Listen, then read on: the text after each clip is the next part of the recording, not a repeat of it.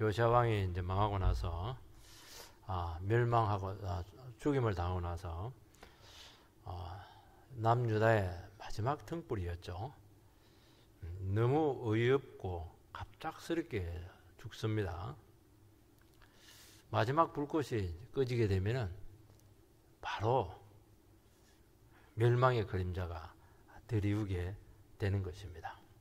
불꽃이 필 때 불꽃이 확 살아나야 되는데 불꽃이 꺼지면 바로 거기서 급격하게 끝나게 되는 것을 보는 것인데 오늘 그것을 보여줍니다. 요시야 왕은 이제 아들이 넷인데 장남을 빼고 3명 다 이제 왕이 됩니다. 근데 그 3 아들 다 한결같이 신앙의 모습이 나타나지 않습니다. 그것은 이해가 돼요. 신앙이 너무 좋고 충성된 종이었던 요시야 왕의 아버지 죽음에 대해서 너무 충격이 컸어요. 상처가 너무 깊었습니다. 아니 그렇게 믿음이 좋고 교회를 계획하려고 그렇게 수고한 그 종을 왜 하나님께서는 얼토당치 않는 그런 장면으로 죽임을 당하게 했는가? 그게 이제 안 풀리는 거죠. 여러분, 신앙은 풀어내는 겁니다. 신앙은 뭐냐? 가슴도 풀고 머리도 풀고 마음도 풀고 매듭도 풀고 인생에 맺힌 것도 다 풀고 관계도 다 풀고 신앙은 한마디로 푸는 겁니다. 예수님이 그랬잖아요. 모든 사슬을 다 풀어버린다고. 미신의 사슬도 풀고. 그래서 내가 이게 풀리는 게 안 풀린다. 그거는 이제 그 요시야의 아들같이 그 길을 가는 거예요. 그 길은 뭐라고 했죠? 오늘 제목처럼 급격히 망한다는 거예요. 굉장히 중요한 거예요. 빨리 풀어버려야 돼요. 빨리 풀어야 돼요. 뭐 안 풀 게 뭐 있어요? 예수님 십자가에 달려 죽었는데 못 풀 게 뭐가 있어요? 뭐 자존심이 얼마나 많고 고집이 얼마나 세면 왜 못 풀어요? 근데 안 풀리는 거예요. 이게 안 풀리는 거예요. 이게. 하나님의 말씀에 대한 불신이 딱 찾아온 거예요. 지금 현실에 대한 너무 실망, 자조 섞인 이런 절망 이런 것들이 탁 가슴 속에 자리 잡혀 있으면은 생각이 정상이 아니에요. 분별이 안 되고 판단이 제대로 되지 않습니다. 그러니까 엉뚱한 짓을 계속 하는 거예요. 내가 딱 모든 게 풀려가지고 하나님하고 딱 이렇게 정리가 딱 삶이 정리가 되어 있으면은 보여요. 이거 하면 되는구나. 이렇게 하면 풀리는구나. 이렇게 하면 길이 열리는구나. 이렇게 되는데 그 부분이 딱 첫 단추가 잘못되어 있으면은 이게 아무리 단추를 해도 안 되게 돼 있어요. 다 틀리게 돼 있어요. 그러니까 빨리 최후를 맞이하게 된다는 겁니다. 오늘 본문은 요시야의 아들 중에서 여호아스가 제일 먼저 이제 왕이 됩니다. 그 막내인데 4번째가 이제 제일 똑똑해가지고 왕이 돼요. 그런데 여호아스가 괜찮았는데 석 달 만에 이제 폐위가 되고 바로 2살 위에 있는 형인 여호야김이 이제 왕이 됩니다. 오늘 그 여호야김에 대해서 살펴보게 될 텐데 그 사람은 딱 2가지로 결론을 내립니다. 너무 무책임해요. 그리고 고집이 너무 세다는 거예요. 아무리 어려워도 하나님의 손길을 냉정하게 찾아야 되는데 그걸 계속 회피하다가 망하는 짓만 몇 번 고르다가 그냥 끝나버렸어요. 그래서 자기 자신도 너무 비참하게 돼버렸어요. 이게 이제 여호야김의 평가다는 것이죠. 첫 번째는 여호야김의 영적인 상태가 나옵니다. 36절 37절 여호야김이 왕이 될 때 나이 25세라 예루살렘에서 11년간 다스리니라. 그 어머니의 이름은 서비다라 루마 버다야의 딸이더라. 여호야김이 그의 조상들이 행한 모든 일을 따라서 여호와 보시기에 악을 행하였더라. 여호야김은 25세에 이제 왕이 되어서 11년간 통치합니다. 그러니까 자기 바로 밑에 동생이 먼저 이제 왕이 된 거예요. 백성들이 총명하고 좀 지지를 받았죠. 근데 그 동생 왕이 이제 3개월 만에 애굽으로 잡혀갑니다. 그러면서 애굽이 이제 세운 왕이 여호야김입니다. 그 위에 형을 바로 세웠는데, 가만히 보니까 이제 형을 제치고 동생을 왕으로 세울 정도니까 백성들이 싫어해요. 여호야김을 싫어하고, 그리고 여호야김도 동생이 먼저 왕된 것에 대해서 불만이 많아요. 그러니까 뭐 애국 입장에서는 딱 맞죠. 자기 꼭두가시를 세우기에 참 좋은 거예요. 백성들 싫어하고, 그 사람도 백성들의 불만이 있고, 그러니까 그 사람을 딱 세우는 거예요. 이 사람의 평가가 뭐냐니까, 그의 조상들이 행한 모든 일을 따라서 여호와 보시기에 악을 행하였더라. 유다에 얼마나 좋은 왕들이 많아요. 다윗도 있고 히스기야도 있고, 얼마나 좋은 왕들이 많아요. 그런데 하필이면 몇 명 되지도 않은 악한 왕을 이게 본받습니다. 악한 왕은 대표적인 이제 아하스잖아요. 그리고 므낫세, 할아버지가 므낫세인데, 하필이면 유다에서 제일 정말 악한 그 두 왕, 이런 왕을 선택을 하는데, 이 사람들은 뭐 우상을 끌어들이고 제약으로 나라를 말아먹은 장본인들이거든요. 왜 그랬을까? 조상들 좋은 선한 왕들, 형분들이 많은데 왜 그랬을까? 그것은 이제 반감의 문제예요. 반감의 문제. 하나님하고 아버지에 대한 이 반감이 작용한 겁니다. 너무 심했죠. 반감이 있으면 어떻게 되냐? 좋은 점은 안중에도 없어요. 안 좋은 점만 딱 따릅니다. 안 좋은 점만. 왜냐하면 반감이 있으니까. 반감이 있으니까. 그 자녀들이 반감을 가지면은 부모들을 벗어나는 게 아니에요. 부모들이 안 좋은 것만 딱 담습니다. 우리 닮아도 그런 것만 담는지 몰라요. 그리고 더 나갑니다. 그렇게 안 좋은 거예요.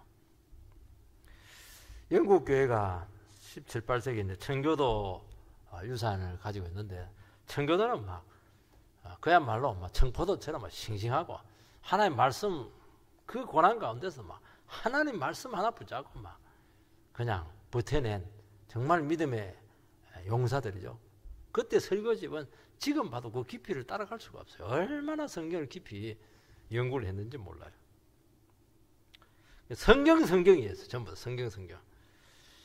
근데 그 세대가 지나고 나서 그 영국 교회가 후임 목사를 이제 세우는데, 성경 막 너무 싫은 거예요.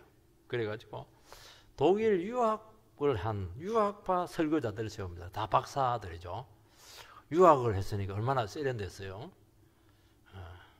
그런데 문제는 뭐냐니까, 그 당시 독일 신학은 자유주의입니다. 성경을 하나님의 말씀이라고 100% 믿지를 않아요. 그러다 보니까 강단에서 말씀이 증거가 안 되니까 바로 영국 교회가 폭삭 부흥이 꺼집니다. 문제는 그 영국의 신학교도 마찬가지예요. 신학교도 이 자유주의화가 되었습니다. 그래서 그 당시에 그나마 영국 교회의 명맥을 유지했던 사람들은 신학교를 안 다닌 사람들이에요. 그냥 교회에서 성경만 읽고 철로역경 읽고 그런 종들이 있어요. 그 대표적인 사람이 스펄전 목사님이시고, 최근에는 그 로이 존슨 목사님 같은, 정말 이 사람들은 신학교 출신이 아니에요. 영국에서는 침례교 쪽에서는 신학을 안 해도 교회에서 설교를 잘하고 이렇게 하면은 담임 목사를 세웠습니다. 이 사람들에 의해서 겨우 명맥을 사실은 유지하게 되었던 것이죠. 반감이었어요. 말씀에 대한 반감이, 자유주의는 세련되잖아요. 세련되거든요. 세련된 사람을 딱 세웠는데 교회는 팍싹 부흥이 꺼져버렸어요. 그렇게 무서운 겁니다, 이게. 교회도 이 안 좋은 선례를 가질 수가 있어요.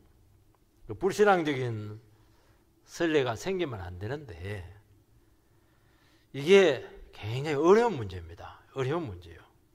그래서 항상 교회는 넣든지 그거는 상관이 없어요. 부흥이 좀 덜 되는 건 상관이 없어요.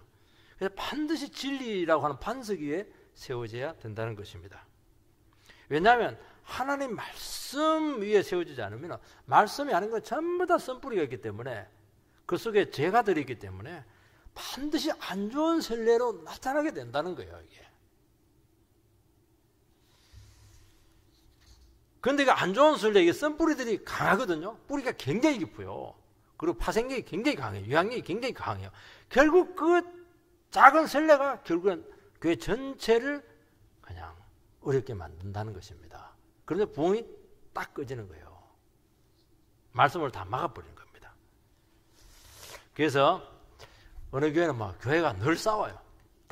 늘 싸우면 그것도 안 좋은 선례잖아요.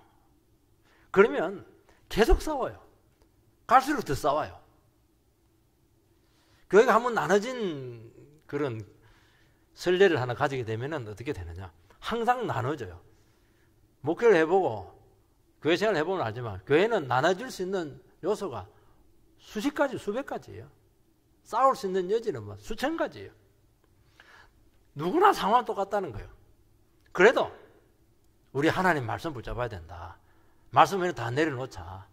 말씀만 목숨 걸자. 이러면 이제 싸울 수 있는 여지들이 없어지거든요. 나눠질 수 있는 것보다는 말씀을 하나 되자. 여기에 공감대가 딱 형성이 되거든요. 그러면 이제 선례가 안 생기는 거예요. 근데 그게 안 되면은 반드시 고비 위에서 그 고비를 넘기지 못합니다. 그러니까 또 분열이 되고 또 싸우는 거예요. 이게. 그것이 없어지려면 어떻게 되느냐?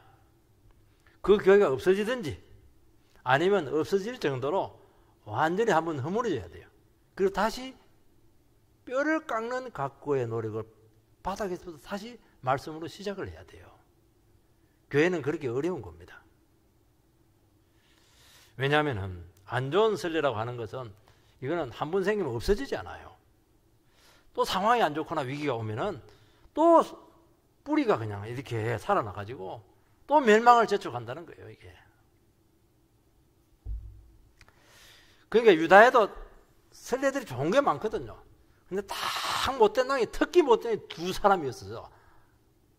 아하스하고 므낫세인데 그 많은 좋은 뿌리들 중에 하필이면 그 안 좋은 뿌리를 탁 가지는 거예요. 큰 거 신기해요. 신기한 것도 아니죠.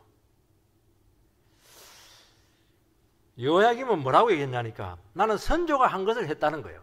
선조도 선조 나름이죠. 뭐. 조상의 정책을 그대로 따랐다는 것입니다. 그 조상이 누구냐는 거예요. 안 좋은 뿌리를 가지고 있는 조상이라는 거예요. 이게. 이거는 정말 무책임하고 모멸적인 그런 말인 것입니다. 따라하는 것도 좋을 수도 있어요. 그렇지만은 그냥 따라하면 안 되죠. 이게 신학계로 딱 구분을 해야 되는 것이죠. 이 실체가 뭔지, 이 지향하는 방향이 뭔지, 목적이 뭔지, 이렇게 하면 열매가 어떻게 맺히는 것인지 정말 깊이 생각하고 판단을 내려야 되는 것입니다. 선조가 했다고 해서 그건 무조건 다 했다. 그건 핑계죠. 너무 무책임한 것이라는 것입니다. 부모가 그러면 막 술 먹고 개판지겠다고 해서 자식이 막 그냥 그렇게 하면 더 술 안 먹어야죠. 술 안 먹고 더 성실하게 일해야 되죠. 그러니까 더 망가지게 할 수 있다는 것입니다. 그래서 왕으로서 책임이 면제되지 않습니다. 왕은 그거 하라고 있는 것이거든요. 왜냐하면 내가 너를 하나님을 대신해서 왕으로 세웠다고 하는 것은 네가 하나님의 뜻에 대해 분별력을 가지고 이걸 딱 이렇게 판단해서 바른 길로 가라는 거예요. 그래야 하지 않는 것이 하나님을 모독하는 것입니다. 아버지를 죽게 하고 동생을 불행하게 애굽으로 끌고 갔잖아요. 여호아스를. 그런데 이제 여호야김은 그 애굽에서 이제 세워지게 되었으니까 애굽을 주군으로 섬기긴 섬기는데 적극적으로 섬긴다는 것입니다. 이거는 이해가 돼요. 지금 애굽판이니까, 애굽 세상이니까. 이거는 냉엄한 현실이고 나와 유다가 살기 위해서는 어쩔 수 없다. 그렇게 판단을 내린 것이 분명합니다. 그런데 조금 더 깊이 들어가 보면 문제가 달라져요. 여호야김이 원래 이름인지 엘리야김입니다. 하나님이 지은 아버지가 지은 이름이죠. 엘리야라고 하는 건 하나님이라는 뜻이거든요. 하나님께서 세웠다. 김은 세웠다는 거예요. 하나님께서 세웠다. 그런데 이름이 이제 여호야김으로 바뀝니다. 이거는 뭐냐니까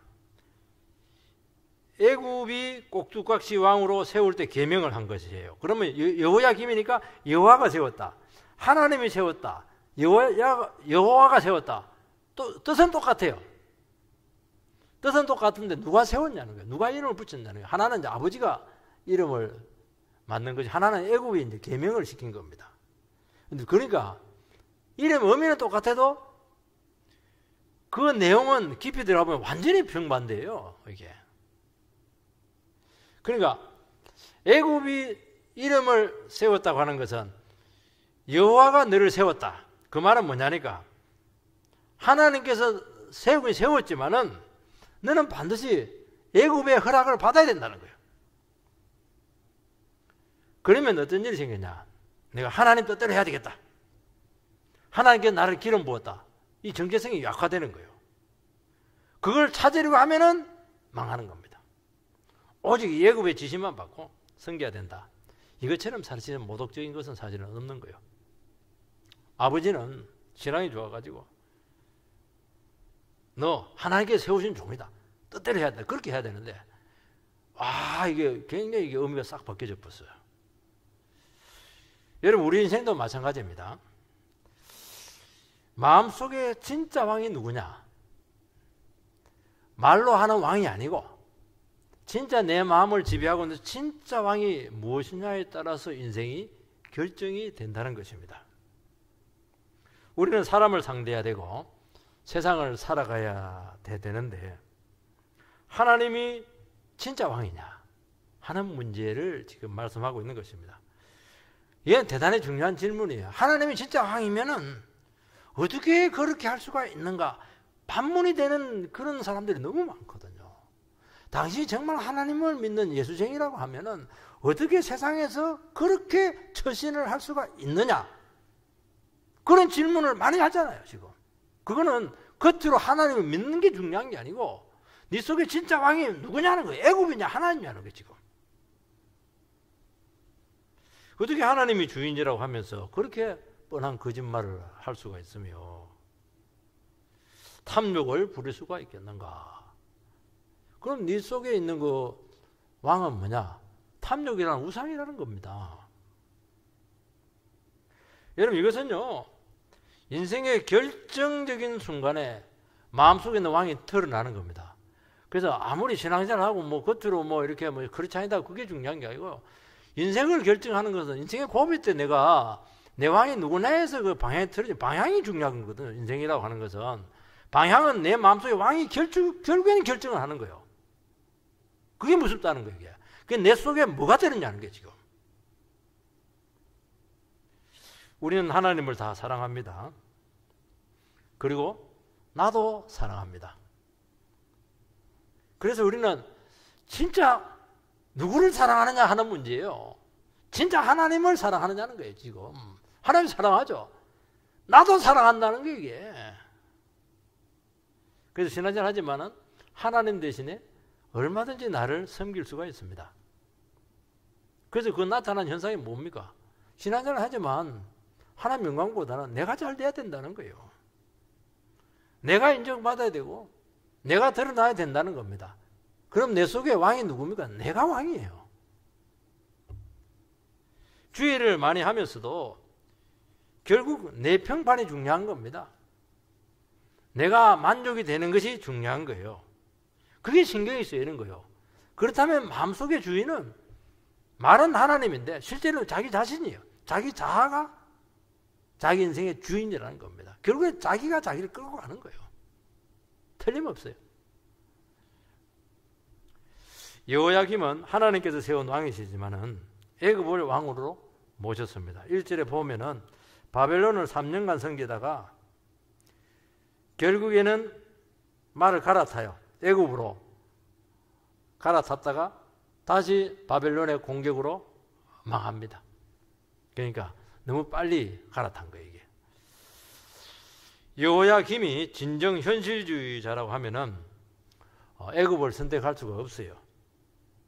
빨리 지금 신흥제국 바벨론으로 말을 갈아타야 되는데 애굽에 대한 미련을 버리지 못. 왜냐하면 자기 마음속에 애굽이 있거든요. 뼛속 깊이 친애굽주의자거든요. 우리도 그러잖아요. 뼛속 깊이 친미주의자, 뼛속 깊이 친중주의자 있잖아요. 그 사람들은 정권이 아무리 바뀌어도 절대로 안 바뀌어요. 결정적인 순간에 결국 친중으로 가요. 결국 친미로 가는 거예요. 난 그 두 개 좋다 안 좋다 그 얘기하는 게 아니에요. 뼛속 깊이 새겨져 있는 거예요. 뼛속 깊이 친애국주의자예요, 이 사람은. 그래서 그것이 결국에는 이 사람의 삶을 망조를 들게 했다 하는 것을 말씀하고 있는 것입니다. 두 번째는 여호야김이 어떻게 실정을 행했는가 하는 것입니다. 우리 그 당시 국제 정세를 한번 되돌아볼 필요가 있습니다. 아수르가 지금까지 패권국이었는데 갑자기 약해졌어요. 그 틈에 애굽이 패권국이 됩니다. 그러고 나서 등장한 게 이제 신흥 바벨론이에요. 바벨론이 훨씬 더 강력했는데 아수르 수도 니느웨를 함락을 시킵니다. 그러니까 이제 아수르가 무너지게 됐으니까 이제 두 사람이 남은 거야. 바벨론하고 애굽하고 남았는데 그 두 패권국이 갈그면서 전투에서 이제 여기서 다투게 되는데 거기서 승리를 하죠. 그래서 바벨론이 승리를 하게 되는데 바벨론이 애굽 영토까지 진입을 하게 되고 그 당시 애굽이 차지하고 있던 고대 근동 지역을 다시 바벨론이 다 접수를 합니다. 애굽 정권 유다까지 침략을 하게 되는데 그때 총사령관이 누구냐면은 느부갓네살 왕입니다. 느부갓네살 그때는 왕이 아니에요. 그때는 아들이었어요. 그래서 느부갓네살이 유다를 침략을 하고 나서 여호야김을 쇠사슬로 묶어서 본국으로 압송을 하려다가 중단하고 갑자기 철군을 합니다.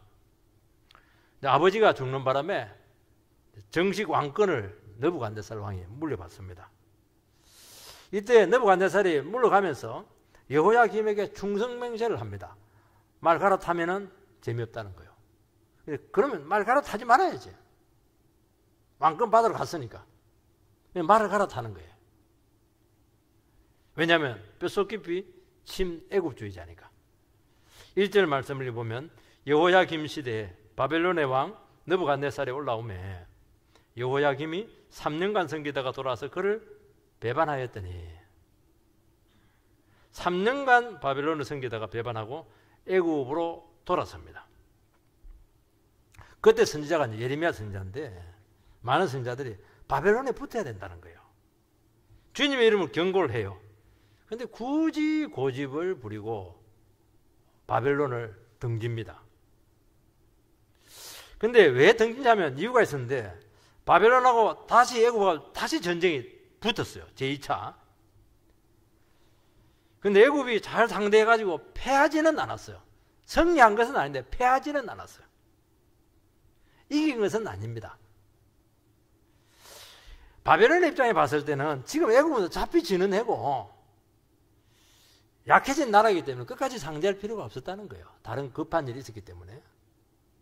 애굽도 이제 체면은 선 거예요. 그게 바벨론하고 싸워가지고 방어는 한 것이거든요. 그 정도예요. 그 정도 선에서 전쟁이 끝났거든요. 근데 여호야김은 이제 판단을 잘못하는 거예요. 애굽이 아주 강하구나. 애굽이 아직 안 지네. 대등하구나. 이렇게 판단을 하고 바벨론의 등을 돌리는 것입니다. 이게 뭐냐니까 이게 한계라는 거예요. 이게 하나님의 말씀을 벗어나고 반감이 있고 고집 있고 이렇게 하는 사람들 여기서 이제 문제가 되는 거예요. 애매한 게 너무 많거든요. 이쪽을 붙어야 될지 저쪽을 붙어야 될지 굉장히 애매한 게 많아요. 약속은 어차피 한쪽에 붙어야 살아남으니까 굉장히 애매하다는 거예요. 그러면 어떻게 해야 됩니까? 그런 애매한 것은 하나님께 물으면 되는 거예요. 하나님을 싫어하니까 안 묻는 거예요. 이게 선지자에게 찾아가지고 어떻게 하면 됩니까? 선지자는 미리 와가지고 얘기해놨어요. 애굽을 등지고 바벨론 쪽에 붙으라는 거예요. 골몇 번 이야기했었어요. 바벨론이 망해도 괜찮으니까 다시 기회 줄 테니까 망해도 바벨론 쪽에 붙으라는 거예요. 그러면 어떻게 해야 됩니까? 자존심 버리고 내 판단 내려놓고 그 말씀에 순종하면 사는 겁니다. 사는 길이 있거든요. 하나님은 사는 길을 제시하거든요. 우리에게. 자존심은 좀 상해요. 자존심은. 나는 애국주의자인데 바벨론을 섬기려 하니까 뭐 힘들어. 이게. 살고 봐야지. 살고 봐야지요. 사람이 교만하면은 자기 수준을 모르고 반드시 여기서 실패를 하고 오판을 하게 되고 무리를 하게 된다는 것입니다. 주고 다 여기고 그냥 바벨론 섬기면 돼요. 형님하고 이렇게 하면서. 2절 말씀을 보면 여호와께서 그의 종 선지자들을 통하여 하신 말씀과 같이 갈대아 부대와 아람의 부대와 모압의 부대와 암몬 자손의 부대를 요야김에게로 보내어 유다를 쳐 멸하려 하시니, 바벨론이 바로 유다를 치지 않아요.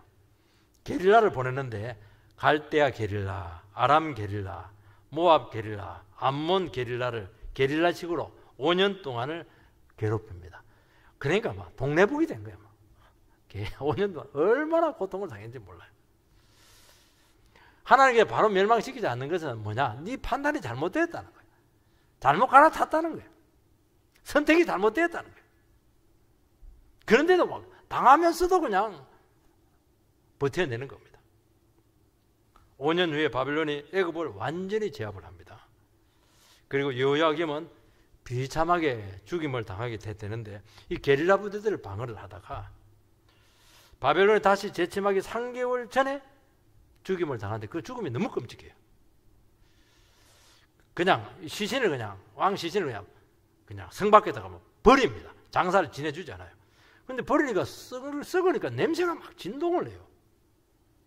백성들이 너무 좋아하잖아요. 냄새가 너무 진동을 하니까 그냥 길가에다가 그냥 낙이 묻듯이 그냥 꼬랑을 파가지고 그냥 묻어버리는 거예요. 그게 여호야김은 어떻게 된 인간인지 백성도 싫어하고 애굽도 싫어하고 바벨론에게도 버림받고 철저하게 버림을 받게 되었다는 겁니다. 이게 비참한 거잖아요. 고생은 고생대로 해놓고 너무 고통을, 끝이 너무 좋잖아요. 왜 그랬느냐? 그는 실망의 상태가 있었고 고집이라고 하는 이 부정적인 이 의지가 결탁을 해요. 상처와 고집이 딱 결탁을 해가지고 이러면 이제 대책이 없어요. 그러면 대책 없는 행동이 나오는 것입니다. 옳은 걸 알아요. 왜냐하면 기가 다 합도로 이야기를 했었으니까 그래 하지 말라고. 하나님 뜻은 알아요. 하나님 뜻은 바벨론이에요.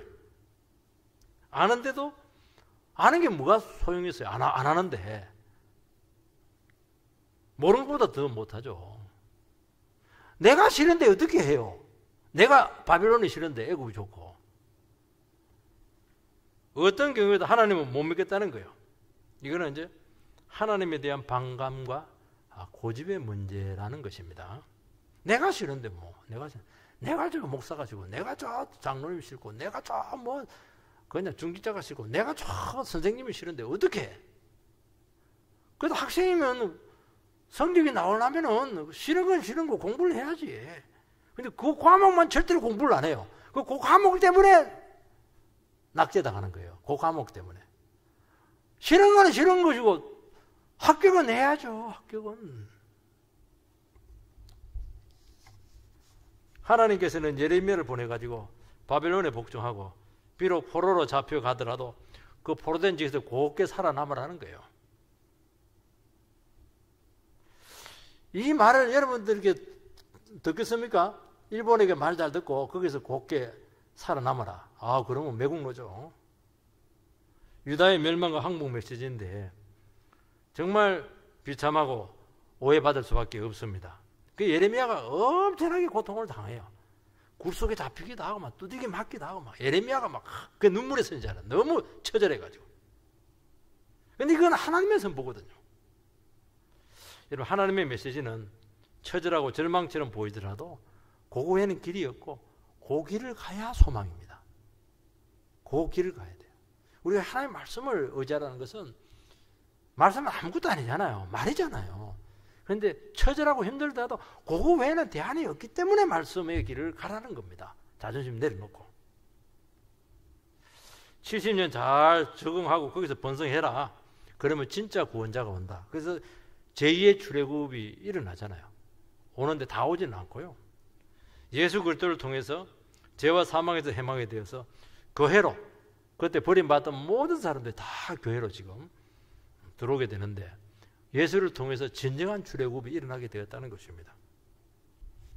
여러분, 놀라운 구원 계획을 왕이 이해할 수가 없죠. 그래서 이 여호야김은 선지자를 굴에 넣어서 막 죽이려고 했었어요. 두루마리 말씀을 칼로 이렇게 태웠어요. 잘라서 태웠습니다. 이건 하나님의 말씀에 대한 화형식입니다. 왜냐하면 아버지가 하나님의 말씀에 너무 철저히 순종했다가 처절하게 죽는 것에 대한 항의죠. 시위입니다. 이것은. 말씀은 정말 무의미하다. 말씀은 정말 비현실적이다. 그걸 막 온 몸을 통해서 그냥 표현을 한 겁니다. 적당히 해야지. 문제는 뭐냐? 결과입니다. 결과가 너무 비참했다는 것입니다. 여러분, 우리도 믿음 생활 하지만은 우리도 얼마든지 말씀에 대해 실망할 수가 있어요. 아니, 저는 그런 분 너무 많이 봤어요. 목사님이셨는데, 목사님 아들인데, 우리 아버지가 말이 개척교회를 막 5개나 개척을 했는데 은퇴하고 나니까 아무 그 책임을 안 져줘요. 자기가 장남이라 가지고 그 병든 그 목사님 부부를 자기들이 그냥 떠나는 거예요. 이게 엄마는 막 그냥 당뇨가 걸려가지고 막 팔다리를 잘라내야 되고 이렇게 하는 게 그에 대한 분노가 막 하늘을 찔렀어요. 제가 신방하는데 같은 목사인데도 막 신방이 어렵더라고요. 이게. 그 교회는 안 떠나요. 교회 떠나면 지옥 갈까 싶어 하죠. 목사들이니까. 교회는 안 떠나는데 막 전혀 뜨겁지가 않아요. 냉소적이. 이 부친에 대한 하나님의 실망을 풀지 않았어요. 여러분, 풀어야 돼요. 안 풀리면 반드시 이런 현상이 옵니다. 물론 절망과 실망할 수밖에 없지만은 그 실망의 실체를 들여다보려고 하지 않았대요. 실체를 들어보면 또 다르거든요. 하나님 요시아에 대한 하나님이 자기 아버지에 대한 참 배려인데 본인은 그렇게 생각을 하지 않았던 거예요. 하나님께서 요시아라 급한 꼴, 더러운 꼴 보지 말고 빨리 천국에 데려간 것인데 그 생각을 못한 거예요. 이게. 여러분, 실망과 상처와 고집은 무책임하고 대책 없는 행동을 나오게 한다는 것입니다. 그렇지만 어느 순간에는 그 실체를 반드시 봐야 한다는 거예요. 왜냐하면 그것이 너무나 무모한 것이고 너무나 많은 것을 망가뜨리기 때문이에요. 이것이 얼마나 현실과 어긋나 있는가 하는 것을 한 번은 들여다봐야 된다는 것입니다. 하나님께서 보여줘요. 네 그런 정신대로 그 마음을 풀지 않은 상태에서 맺힌 상태에서 통치를 하고 인생을 살고 이렇게 하면 안 되게 되어 있는데 헛다리를 계속 짚을 텐데 이때라도 네 자신의 모습을 한번 보라는 것입니다. 수많은 선지자들이 요시야 같은 왕이 나와야 되는데 요시야 이렇게 하면은 부친을 그렇게 그리워하고 요시야가 유일한 이스라엘의 왕, 유다의 왕이라고 그렇게 했으면 한 번은 다시 한 번 더 부친의 그 깊은 뜻을 한번 되짚어 볼 수 있지 않느냐는 거예요. 얼마나 고집스럽고 교만한지 한번 악간정을 딱 품어버리면 망할 때까지 안 푸는 겁니다. 그럼 누가 손해요? 자기가 손해요. 그리고 자기가 다스리고 있는, 책임지고 있는 그 나라가 손해라는 거예요. 여러분, 목회자들은 절대로 뭘 맺혀놓으면 안 돼요.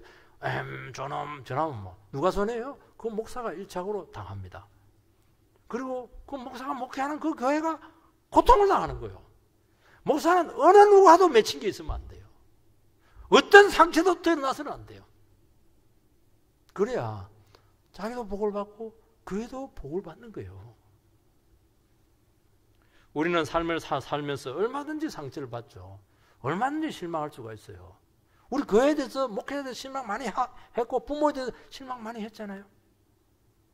그러나 그것이 내가 고집을 피워도 되고 무책임으로 가는 당위성을 주는 것은 절대로 아니라는 거예요. 하나님께서 그 마음을 아시고 찾아오셔서 살 수 있는 길을 수없이 제시합니다. 그때는 막 상황이 그래 가지고 내가 막 그냥 기분이 안 좋아서 막 소리 지르고 이랬지만은 이제는 안 그러겠습니다. 고개 숙이고 겸손히 반응하면 길이 보여요. 사는 길이 다 보입니다. 사는 길은 쉬워요. 우리는 사는 길이 뭐 굉장히 미뤄진 어렵다는 건데 안 그래요. 사는 길은 너무 쉬워요. 마누라 말 들으면 돼요. 뭐가 어려워요? 목사님 말 들으면 사는 거예요. 뭐가 어려워요? 자기가 더 똑똑하다 하니까 안 들어서 그렇지. 고집 때문에. 그러면 사는 거예요. 어려울 거 하나도 없어요. 결국 끝까지 자기 고집을 못 꺾습니다. 3절 4절. 이 일이 유다에 임함은 곧 여호와의 말씀대로 그들을 자기 앞에서 물리치고자 하심이니 이는 므낫세의 지은 모든 죄 때문이며 또 그가 무지한 자의 피를 흘려 그의 피가 예루살렘에 가득하게 하였음이라. 여호와께서 사하시기를 절개하지 아니하시니라. 왕이 고집과 자기 생각으로 나간 것은 하나님께서 물리치기 위해서다. 그렇게 말씀을 하고 있습니다. 악한 므낫세 그 왕의 틀을 벗어나지 못했다는 거예요. 불순종의 의지를 꺾지 않았다는 것입니다. 말씀을 너무 싫어했고 끝까지 자기의 주장을 했어요. 그리고 하나님께서 싫어하는 집만 골라서 했습니다. 여러분 이런 사람들의 특징은 뭐냐? 제일 듣기 싫은 것이 말씀이에요. 또 말씀 또 말씀 막 노이로제 그리겠다고 그래. 말씀 그래서 말씀과 철저히 반대로 더 나갑니다. 우상 섬기고 만족과 욕망을 위해서 악한 자의 피를 그렇게 많이 흘린 거예요. 그러니까 예레미야 같은 그 위대한 종을 저렇게 고통스럽게 했으니까 얼마나 잔인하고 포악한 영에 사로잡히게 되겠습니까? 그 성령의 사람을 저렇게 고통스럽게 했으니까요. 그리고 자기 자신의 불행을 조상 탓하고 애매한 불순종에 사로잡히게 되는 것입니다. 이 사람의 논리는 분명해요. 어떻게 하나님의 백성이 저 조폭보다도 못한 바벨론에게 고개를 숨기느냐? 그 말이 나오면 막 다른 사람이 말을 할 수가 없어요. 막 분기탱천해가지고 어떻게 하나님의 거룩한 종이 감히 일본 같은 쪽지 그 말까지 안 할 텐데 그게 어떻게 고개를 숙였느냐? 매국노 이렇게 되는 거예요. 그럴수록 하나님께서 그를 내치는데도 불구하고 끝까지 대적하다가 몽둥이는 다 받아요. 게릴라도 한 개의 게릴라를 당해야지. 모압 게릴라, 암몬 게릴라 5개 게릴라고 해서 때리면 어떻게 해요? 그거 완전 동네북이지. 너무 고통을 많이 당한 거예요. 여러분 신앙에서 실망이 있고 배신이 있고 상처가 있고 버림받으면 항상 있습니다. 항상 있어. 항상. 지금도 아마 여러분들 있을 거예요. 왜냐하면 세상이 하나님을 부정하고 있고 거스르고 있기 때문입니다. 믿었던 사람에게 얼마나 아픔을 당해요. 정말 쓰리고 오래 갈 것입니다. 그렇지만은 그건 그거고 그것 때문에 너의 인생을 무책임하고 방치하게 하게 된다는 것은 그것은 변명이고 안 통한다는 것입니다. 여러분 그 쓰라린 아픔을 생각한다면 요셉이죠. 요셉. 형들에게 배신당해가지고 막 정말 쓰리고 쓰디쓴 인생의 고배를 마시지 않았겠어요. 근데 요셉은 그 부정적인 마음을 절대로 방치하지 않았어요. 그래서 요셉에게는 변죽처럼 붙어있는 게 뭐냐? 하나님께서 그와 함께 하시니 형통하게 되었더라. 형통의 복을 받습니다. 형통의 복이 좋을 때, 부자할 때, 서로 사랑해 줄 때 받은 게 아니에요. 노예에서, 감옥 속에서 그 얘기가 나와요. 그러면서 자기가 그 꿈, 비전이 있는데 그 꿈이 현실에서 하나씩 열리기 시작합니다. 그리고 하나님 말씀이 열리기 시작해요. 풀리기 시작해요. 그 말씀이 그 절박하고 처절한 현실 가운데서 실현되기 시작하는 거예요. 그래서 말씀의 진수를 맛보게 된 것입니다. 그래서 모든 아픔과 버림받음이 하나님의 구원의 계획이었고 그 모든 계획들이 서서히 모자이크처럼 하나씩 시간이 갈수록 이렇게 딱 그림으로 완성이 되기 시작하게 되었다는 것입니다. 그래서 그 처절하게 고난을 이겨내고 인생 밑바닥에서 최고의 삶을 살아내게 되고 총리가 되어서 가족과 민족의 구원자가 되게 된 것입니다. 이것이 하나님의 답이에요. 거기서 미움이 어디 있어요? 형들을 왜 미워해요? 형들도 불쌍한 사람이죠. 그 어려운 동생을 처절하게 뒷바보고 형들 그거 나쁜 인간이지만은 형들도 정말 불쌍하잖아요. 그 인간들 불쌍하잖아요. 그래서 나중에 다 책임져 주잖아요. 전부 책임져 주잖아요. 그게 구원이고 그게 복음이죠. 왜 응어리를 가지고 그렇게 꽁하고 있냐는 거예요. 지금 얘기하는 게. 우리의 불행은 비참하고 절망일지 모르지만은 말씀으로 녹여낼 때 강력한 구원의 도구로 돌변합니다. 응어리가 많죠? 분노가 많죠? 실망이 크죠? 상처가 깊죠?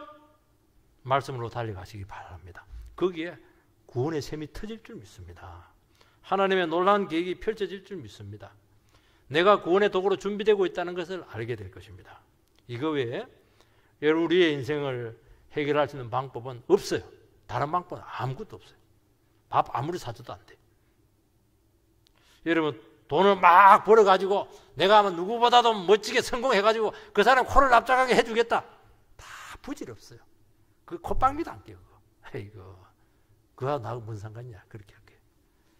나를 연약하게 하시고 망하게 하시고 배신받음으로써 십자가 은혜를 알고 다른 영혼을 품고 살아가는 그곳에 하나님의 뜻이 있고 거기서 은혜의 진수를 맛보게 될 줄 믿습니다. 나도 살고 나를 망가뜨리는 그 영혼도 살리고 그 교회도 살리고 내가 하는 모든 것들을 통해서 하나님의 은혜와 역사가 나타나게 될 줄 믿습니다. 그런 가운데 서게 되기를 축복합니다.